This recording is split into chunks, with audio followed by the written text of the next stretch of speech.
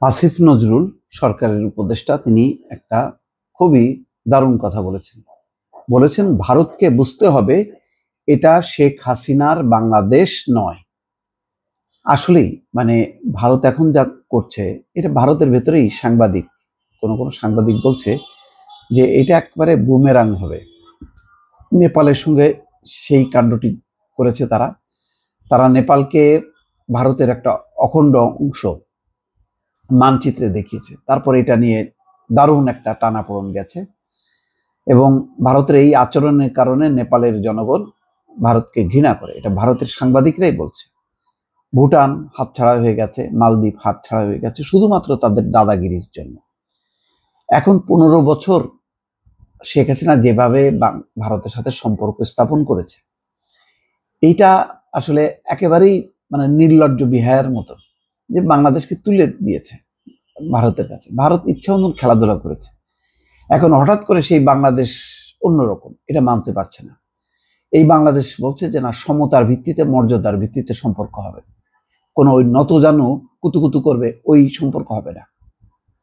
ভারত এটা মেনে নিতে পারছে না। মেনে না নিতে পেরে তারা এখন নানা রকম বা খুঁটিনাটি বিষয়গুলো সামনে আনছে। যেমন তারা বলছে, যেমন সর্বশেষ মমতা বন্দ্যোপাধ্যায়ের যে বক্তব্য সেটা তো ভয়ঙ্কর। তারা বলছে যে বাংলাদেশে শান্তিরক্ষী বাহিনী পাঠাতে হবে। এটা চিন্তা করা যায়, বাংলাদেশের আভ্যন্তরীণ বিষয়, বাংলাদেশের কূটনৈতিক বিষয়, বাংলাদেশের সাথে কথাবার্তা নাই। কি এমন ঘটনা ঘটলো, বাংলাদেশে কি গৃহযুদ্ধ হলো? বলতেছে যে বাংলাদেশে নাকি চরম বিশৃঙ্খলা অবস্থার মধ্যে যাচ্ছে। কে? বাংলাদেশের কোনো মানুষ বলছে যে বাংলাদেশ চরম বিশৃঙ্খলার মধ্যে দিয়ে যাচ্ছে? নো। একটা গণঅভ্যুত্থান হয়েছে। ভারতে যদি এই ধরনের একটা গণঅভ্যুত্থান হতো, ওই গণঅভ্যুত্থানকে কি আমি বিশৃঙ্খলা বলবো? তাহলে বাংলাদেশের স্বাধীনতা যুদ্ধকে, ওটা অনেকে তো বলে যে এটাকে গন্ডগোল। তাহলে কি ওটা গন্ডগোল ছিল? গণঅভ্যুত্থানটা কি ওই একটা বিশৃঙ্খলা ছিল? সেটাকে প্রতিপন্ন করার চেষ্টা করছে ভারত ইচ্ছাকৃতভাবে। এখন এটা কারণটা কি? কারণটা হলো ওই, এর আগে তো অবস্থা এমন ছিল যে বাংলাদেশের প্রধানমন্ত্রী পশ্চিমবঙ্গে গেলে মমতা পর্যন্ত এয়ারপোর্টে আসে না, আর দিল্লিতে গেলে তো চাকর বাকর পাঠায় শেখ হাসিনাকে রিসিভ করতে। এইটা তো হবে না।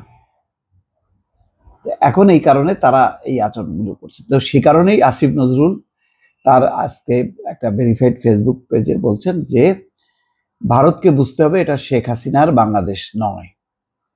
ভারতের ত্রিপুরা রাজ্যের রাজধানী আগরতলায় বাংলাদেশ মিশনে নিরাপত্তা দিতে ভারত সরকার ব্যর্থ হয়েছে বলে মন্তব্য করেছেন আইন উপদেষ্টা অধ্যাপক আসিফ নজরুল। তিনি ভারত সরকারের এই ব্যর্থতার নিন্দা জানিয়েছেন।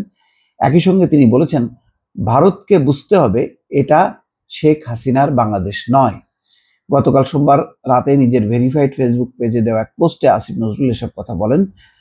আগরতলায় বাংলাদেশ মিশনে ঢুকে হামলা চালানো হয়, বাংলাদেশের সংখ্যালঘু নির্যাতনের অভিযোগ তুলে হিন্দুত্ববাদী সংগঠন হিন্দু সংঘর্ষ সমিতি সহ কয়েকটি সংগঠনের সমর্থকরা এই হামলা চালায়। একই দিন মুম্বাইয়ের বাংলাদেশ উপ হাই কমিশনের কাছাকাছি বিশ্ব হিন্দু পরিষদের আয়োজনে কয়েকশো লোক বিক্ষোভ করেন। হিন্দু সংঘর্ষ সমিতি হলো ভিএইচপির সহযোগী সংগঠন। দেখ, এদের নানান রকম বকরচকর আছে। এখন এটার তিনি আসিফ নজরুল বলছেন যে আজকে ভারতের আগরতলায় বাংলাদেশের মিশন তছনছ করা হয়েছে, বাংলাদেশের পতাকায় অগ্নিসংযোগ করা হয়েছে। হিন্দু সংঘর্ষ সমিতি নামের একটি সংগঠনের সদস্যরা এই ন্যাক্কারজনক ঘটনা ঘটিয়েছে। পররাষ্ট্র মন্ত্রণালয় বিবৃতি দিয়েছে। এখন দেখা যাক শেষ পর্যন্ত এইসব বাদ প্রতিবাদের মধ্য দিয়ে কি হয়। দর্শক ভালো থাকবেন, আল্লাহ হাফিজ।